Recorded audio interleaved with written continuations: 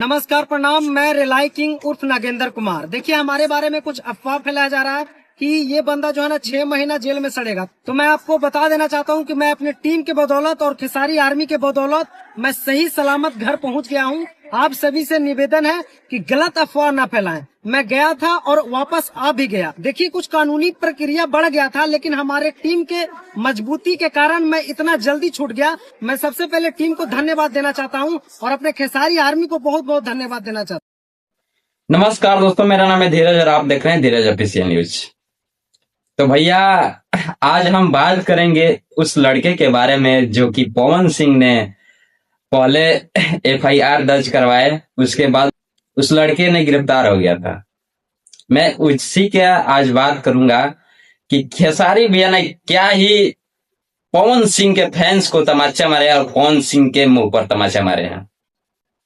भैया सच में खेसारी भैया दिल के राजा हैं। वो अपने फैंस को नाराज नहीं देख सकते हैं, ये हम मानते हैं।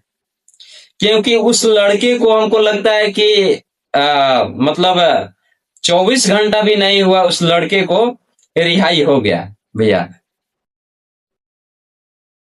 मैं बता दूं कि जिस लड़के का नाम था जो गिरफ्तार हुआ था, नागेंद्र कुमार, उनके पिताजी का नाम था विजय यादव और शायद गांव था अमई आमस, ऐसे कुछ, हाँ आमस, और जिला गैजी था।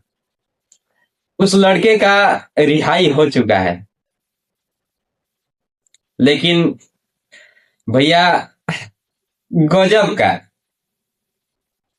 का लेकिन खेसारी भैया ने पवन सिंह और पवन सिंह के फैंस को मुंह पर तमाचा मारे हैं ना। ये अपने फैंस को नाराज नहीं देख सकते हैं खेसारी भैया। पवन सिंह मतलब क्या, आप एमएलसी हो गए हैं तो मतलब कुछ भी है। लेकिन एक बात बता दे भैया कि मतलब जो गाली गलौज करता है वो ज्यादा देर तक मतलब जेल में रह भी नहीं सकता है।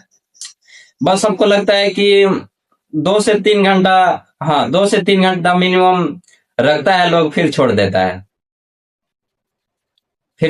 है और आपको लगता है कि माफी ओफी मंगवाया होगा, ठीक है ना। तो यही छोटा सा अपडेट था, आप लोगों को सोचे कि बता दे बस, ठीक है ना। तो भैया चैनल को सब्सक्राइब कर लीजिए प्लीज। चलिए मिलते हैं अगले अपडेट के साथ, तब तक के लिए जय भोजपुरी।